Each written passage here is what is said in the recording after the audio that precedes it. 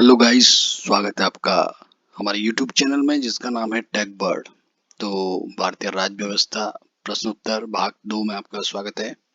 तो आज हम सीरीज की दूसरा पार्ट लेकर आए हैं जिसमें हम 50 महत्वपूर्ण प्रश्नों को और उनके उत्तरों को देखेंगे। चलिए आइए शुरू करते हैं। सर्वप्रथम है संविधान का निर्माण और स्रोत। तो पहला है भारतीय संविधान को किसने कब अपनाया गया था। तो संविधान सभा ने अपनाया था इसको 26 नवंबर 1949 को। 26 नवंबर 1949 को। दूसरा, भारतीय संविधान में कितने अनुच्छेद और अनुसूचियां हैं।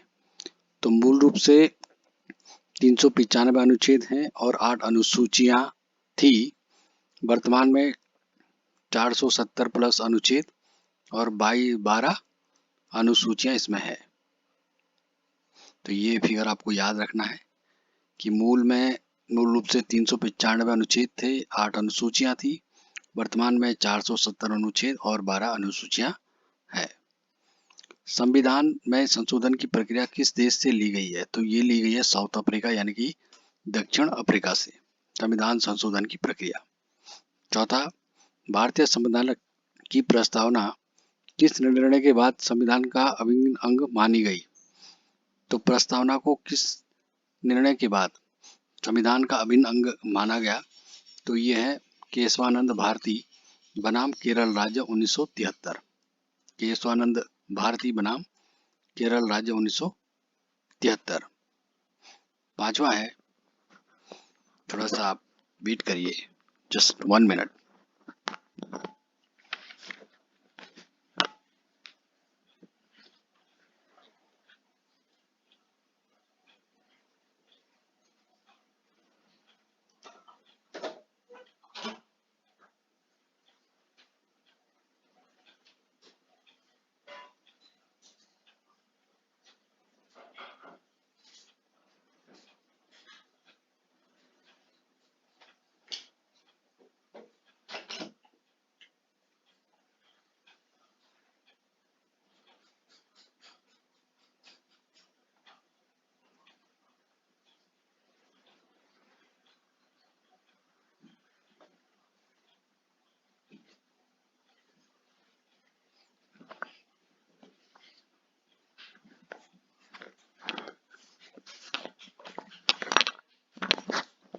तो चलिए पांचवा जो प्रश्न है उसको देखते हैं। संविधान की कौन सी अनुसूची भाषाओं से संबंधित है। तो यह है 8वीं अनुसूची।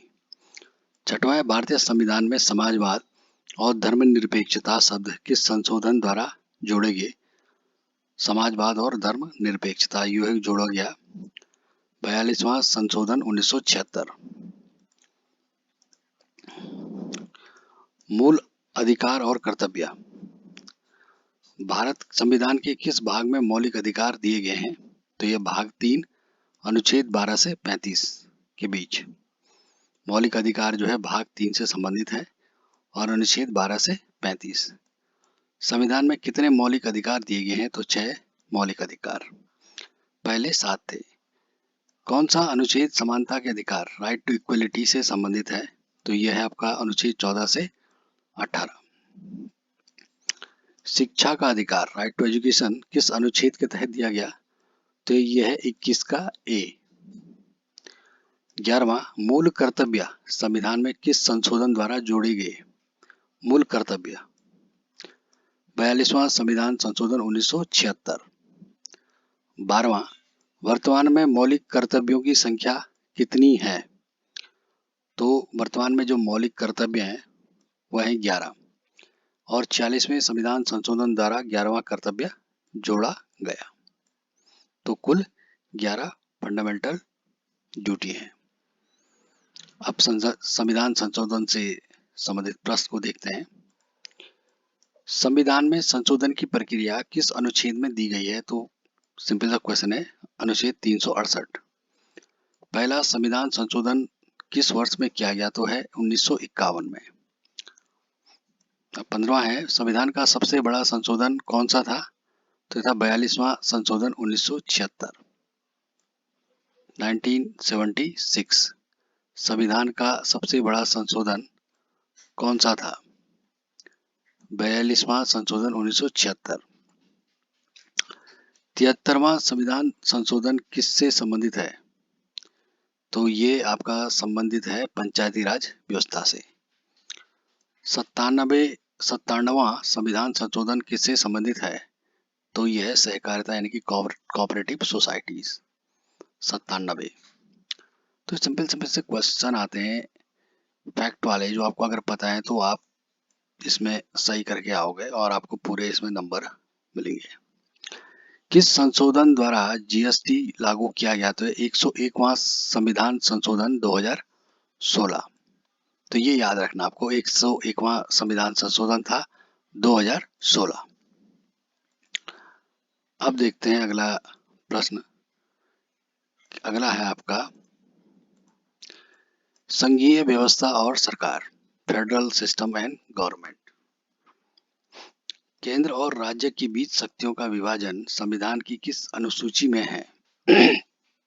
शक्तियों का विभाजन केंद्र और राज्य के बीच, तो यह है 7वीं अनुसूची। 20वां संघ सूची में कितने विषय हैं? तो संघ सूची में है 100 विषय, मूल रूप से 97 विषय थे। कौन सा अनुच्छेद भारत को संघीय राज्य घोषित करता है? Federal state. तो ये करता है अनुच्छेद 1।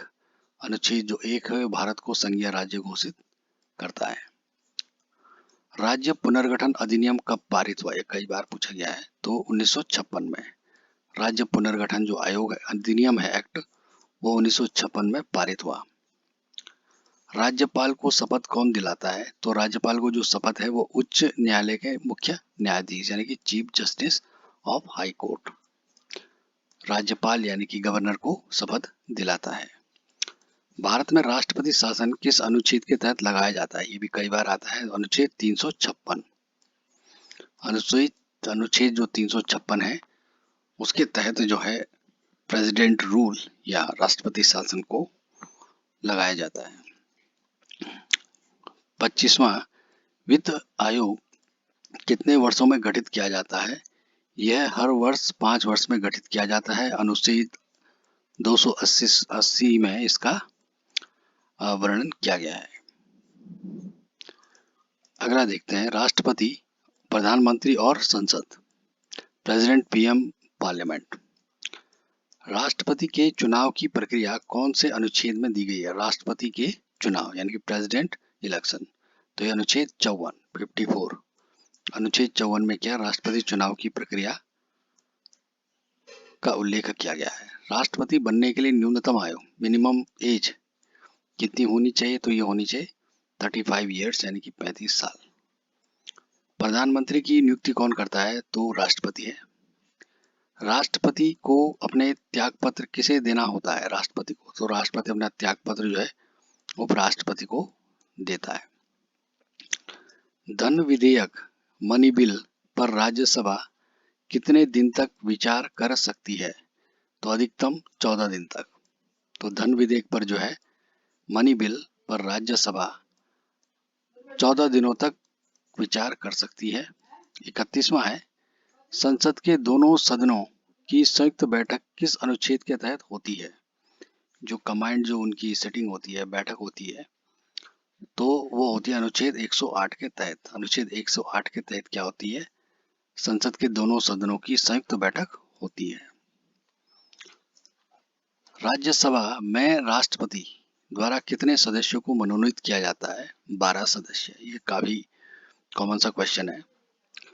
लोकसभा में कितने सदस्य होते हैं? तो लोकसभा में जो है 552, ये याद रखना है, सदस्य होते हैं।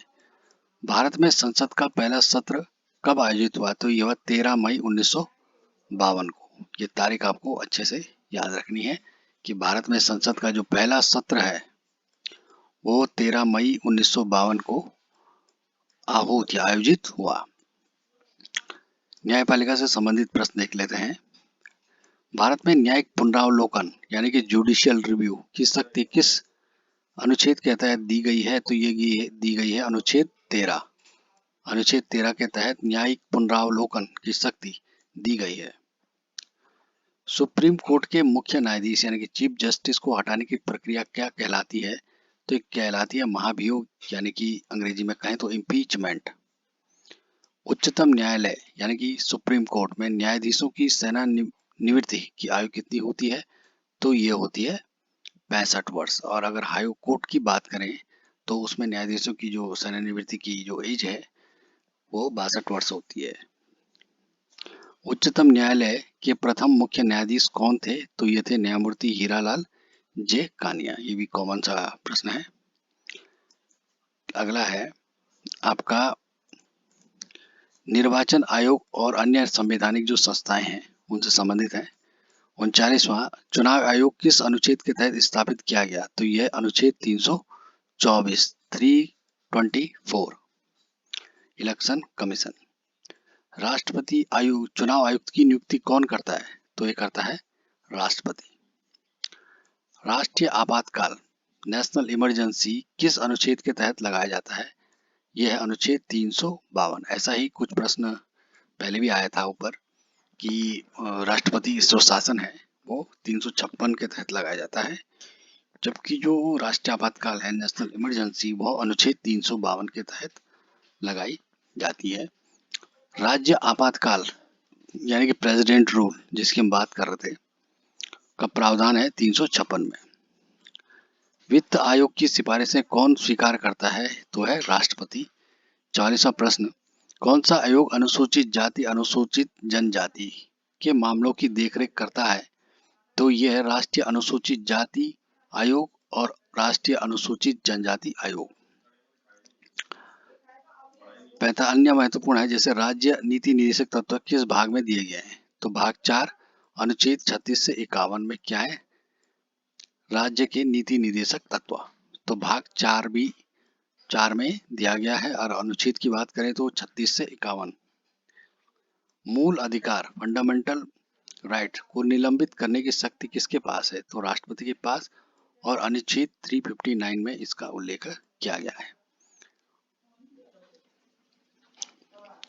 47वां है भारतीय संविधान में प्रस्तावना को किसने संविधान की आत्मा कहा? तो के.एम. मुंशी ने कहा था। ये भी कथन वाले भी कोटेशन वाले भी काफी प्रश्न पूछे जाते हैं कि भारतीय संविधान में प्रस्तावना को किसने संविधान की आत्मा कहा था?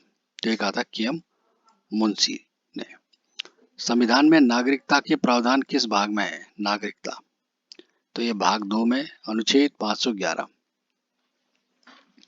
भाग 2 अनुच्छेद 511। 50वां संविधान में राष्ट्रपति के महाभियोग की प्रक्रिया कौन सा अनुच्छेद बताता है? तो अनुच्छेद है 61। अनुच्छेद 61 में क्या है? राष्ट्रपति के इम्पीचमेंट यानी कि महाभियोग की प्रक्रिया। और अंतिम प्रश्न इस सीरीज का, भारतीय संविधान को पूर्ण लोकतांत्रिक संविधान किस संशोधन द्वारा बनाया गया? भारतीय संविधान को पूर्ण लोकतांत्रिक संविधान किस संशोधन के द्वारा बनाया गया? तो यह 61वां संशोधन 1988, जिसमें कि मतदान की आयु 21 से घटाकर 18 वर्ष कर दी गई। तो ये थे महत्वपूर्ण प्रश्न जो आपने देखे। आगे भी ऐसे ही प्रश्नों के लिए आप हमारे YouTube चैनल टेकबर्ड को जो है उसको जरूर सब्सक्राइब करें, शेयर करें, लाइक करें। फिर आपसे मिलेंगे नई वीडियो के साथ। आप सभी का बहुत बहुत धन्यवाद।